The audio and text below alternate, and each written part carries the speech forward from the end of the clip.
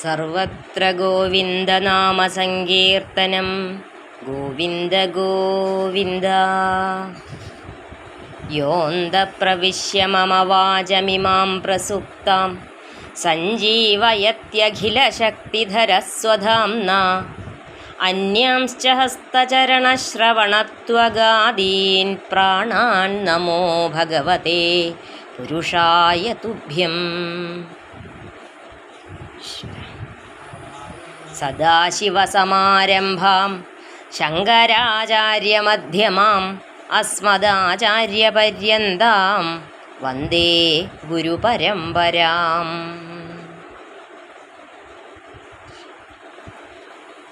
ഹരിനാമകീർത്തനം 4-ാമത്തെ ശ്ലോകം. അർക്കാനലാദി വെളിവൊക്കെ ഗ്രഹിക്കുമൊരു കണ്ണിന്നു കണ്ണു മനമാകുന്ന കണ്ണതിനു കണ്ണായിരുന്ന പൊരുൾ താനെന്നുറയ്ക്കുമളവാനന്ദമെന്തു ഹരി നാരായണായ നമഃ. സൂര്യൻ, അഗ്നി തുടങ്ങിയ പ്രകാശസ്രോതസ്സുകളെ കണ്ടറിയുന്ന ബാഹ്യനേത്രത്തിൻ്റെ കണ്ണ് നയനേന്ദ്രിയം എന്ന സിരാപടലം മാത്രമാണ്. നയനേന്ദ്രിയത്തിന് പ്രകാശം ഗ്രഹിക്കാനുള്ള ശക്തി നൽകുന്നത് മനസ്സാണ്. മനസ്സിന് ഗ്രഹിക്കാനുള്ള ശക്തി നൽകുന്നത് ചൈതന്യം. സർവത്തിനും സാക്ഷീഭൂതമായ പരമാർത്ഥ വസ്തുവാണ്.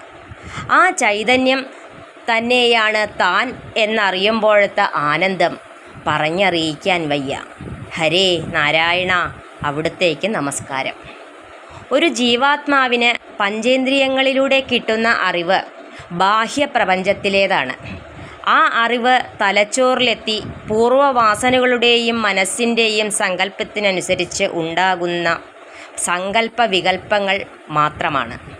യഥാർത്ഥമായത് അതിനും അപ്പുറത്ത് വിശാലമായി കിടക്കുന്നു. യഥാർത്ഥ അറിവിനെ, സത്യമായ ആ ഒന്നിനെ അറിയുമ്പോൾ മാത്രമേ ഒരുവൻ പൂർണ്ണനാകുന്നുള്ളൂ. ഇവിടെ പഞ്ചേന്ദ്രിയങ്ങളിൽ കണ്ണിനെ മാത്രം ഒരു ഉദാഹരണം പോലെ ആചാര്യൻ എടുത്തു പറഞ്ഞു എന്നേ ഉള്ളൂ. മായ ബാധിക്കാതെയുള്ള പ്രപഞ്ചശക്തിയെ അറിയാൻ സാധിച്ചാൽ അതിൽ പരം ഒരാനന്ദം വേറെയില്ല. ഒരു സാധകന് മാത്രമേ അത് സാധിക്കൂ. സാധനയിലൂടെ അന്ധക്കരണങ്ങളെ ശുദ്ധമാക്കി അകത്തും പുറത്തും കാണുന്നതും കേൾക്കുന്നതും എല്ലാം ഭഗവത് ചൈതന്യമാണ് എന്ന അറിവാണ് സത്യം. അതൊരിക്കലും പറഞ്ഞു മനസ്സിലാക്കാൻ പറ്റില്ല, അനുഭവിക്കാൻ മാത്രമേ പറ്റൂ. ആ ആനന്ദത്തെ, അനുഭവത്തെ അടിയന് അനുഗ്രഹിച്ച് തന്നാലും ഭഗവാനെ എന്നും പറയാതെ പറഞ്ഞാണ് ആചാര്യൻ നമസ്കരിക്കുന്നത്.